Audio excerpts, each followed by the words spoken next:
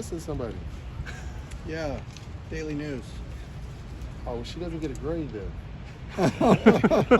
Sliding everybody up one. Everybody gets slid up one. All right, like I told you guys, I was going to read all the articles and come down with the top 3. There's the top 4, but we're missing one. Okay, so here we go. We're going to go bro. It was Mike, right? It was Mike. Mike. Okay. I'm going to give Mike. It was very detailed. I felt like I was there after I read it. Okay. Second is going to Rivals. Second was Rivals. I like that. Went into depth about that. It was pretty good. You got third. Which was third. You were tied for third with she's not here, so you're taking the bronze. Okay. She could have been 3B, but she's not here, so Okay. you got it. And then I haven't read your guys' because it just came out today. Yeah, we published it late for some reason. It's okay. There's no problem there. I just didn't want to think that I didn't read your guys, but Some demerits for being late, though. right? It could drop a little bit. I It don't could disagree drop. with you. Okay. Final was. I didn't even give a final time, but we're just gonna say you're late. But hey, I loved all the articles though. Okay. You know what I mean? I really enjoyed reading them. She had a little bit of TikToks involved, so I like that. The kids, my boys actually showed me that. But there was a lot of people out here, about 2,000 people, like I said, 100 plus recruits, full soccer, women's basketball, so many others. SAs came out to watch us, student athletes. It was just exactly what I envisioned. You know, I was fired up about that. Hopefully we can trickle that into Saturday and keep this momentum going. I think we have over 20,000 tickets reserved as of right now. It's looking good, so I'm excited all for this Saturday. Fans, make sure you come out. You can tailgate. There's a soccer game at 10:30. You can catch us at 2 o'clock. Saturday's gonna be epic. It's gonna be another movie. If you were here Friday, just know it's gonna be turned up 10 times that. All right, I'm ready. We heard some cheering afterward. Was there a special visitor today? Or, After? Yeah. We were giving awards to our academic students that are getting honored at our academic honor roll dinner. So we had a few guys, and then there's a massive man that was on the field today too that was out here. But I'll let you guys figure that out. So. Was I know you can't say names, but were there people committed after the Friday Night Lights recruits? Yes. Okay. And how exciting was that? That was the most exciting part, because going into an event like that, you know, I really wasn't focused on getting commitments. It was more about just bringing the community together, get LA to come out and support us, and put some good product out there on the field. And then it was so good that people wanted to jump in the boat. So I was pretty excited. How many commitments did you A few. Okay. That's good enough. It was a few, most definitely.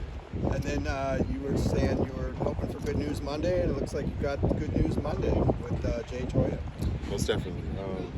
I'm just excited big man's back. You know, we knew what our culture here, just our beliefs, the way we coach, our development, we just felt that would, at the end of the day, overcome anything that's coming inside trying to take one of our guys. So we were just excited that he gave us that opportunity to come back and be part of the program, and you know, he's a Bruin through and through.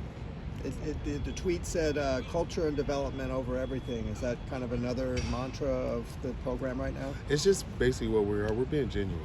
You know, when you come out here, I think that's why people are jumping in the boat.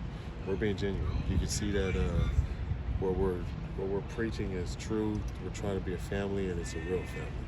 You can see the alumni that are coming back. You're getting the donors. You're getting fans. It's just the atmosphere. It's just something that you want to be a part of, and you know, hopefully we can just keep this going into this Saturday, and that'll ride us all the way to the season. It seems like today there was a little bit more back and forth, neither side winning too many consecutive plays. Is that an encouraging thing to see at this point in camp? Most definitely. It just means that people are getting comfortable with the schemes and able to play a little bit more. So I'm excited for both sides of the ball. Defense they're always doing a good job out here. Spring ball defense usually gets after you, you know, and I'm just glad, you know, these quarterbacks are making plays, receivers catching the ball, O-line's blocking, and running backs are running. And Maliki and other tight ends are doing a really good job too. Speaking of tight ends, you got Jack Peterson back. What does it mean to get him back? And I guess just wanted to ask about some injury updates, but start with that. It was just it was great to have another tight end. You know, I know Maliki was probably the happiest guy on the team, but you know, it was just good to be able to run a couple more sets instead of having to substitute different position groups. You know, but that's going to help us later on in the year, just getting multiple people to do multiple things. Anthony Atkins looked like he might have had a little bit of a knee injury. Did you get any update on him? No, nothing yet. I think he might have just, I don't know if he bumped his knees or something like that, but I saw something happen. But he should be okay. How's Gary Smith doing with his comeback?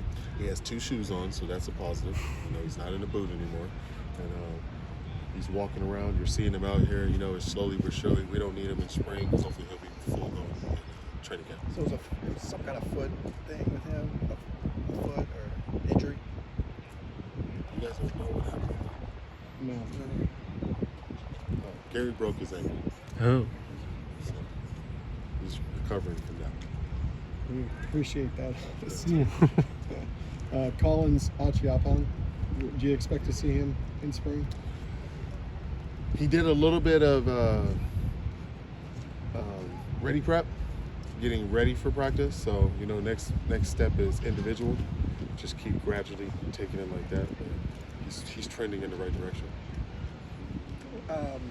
I guess we're not going to talk to you before the spring game. Can you tell us anything about the format of that? Okay, so for the spring game, I still haven't put together exactly how I want it to do. I don't know if I'm going to break the team up, let them draft each other. I haven't decided that yet, but it's going to be some sort of competition. A lot of that, you know, very similar to Friday night. I want the fans to treat it like a game. Come out, tailgate, bring your friends, bring your family, bring everybody. I need the city to come out, support us.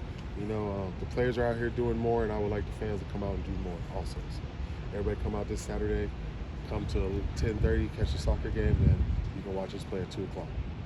Last week, I know you had a busy Friday, but the NCAA passed a couple playing rules changes. Now I believe coaches are allowed to communicate with players via headset, at least one player on offense, one player on defense. I know it's optional, but is it something you already know you guys are maybe going to try to do? Mm-hmm. We've been practicing that so far out here. You know, ever since the bowl game, that's how we've been operating since then. So that's an awesome thing. It's exciting. It's great for Coach EB to actually be able to talk to the quarterbacks, tell them what to look for, what not to look for, hurry up, it's pressure situation, you know, so it's pretty cool. Is that what he's doing with the walkie-talkie? Yes. Okay. Yeah. So is he talking, I'm assuming he's talking to the quarterbacks? Yes, talking to the quarterbacks. And then on defense, who is the player? Middle linebackers. What's the biggest change for a player getting used to that when they haven't, you know? Just hearing words, basically, because coming from the offense we were in, it was all sign language. So just hearing words and spitting it out. Who are some of the, you know, pretty far along in spring, who are some of the younger guys who are standing out here? Just going to say that, offense or defense, some guys that you've noticed. Quasi Gilmore has really made a huge impact. Troy Lieber was trending in the right direction until his injury. Defensively, Lil Benjamin's playing well, the corner.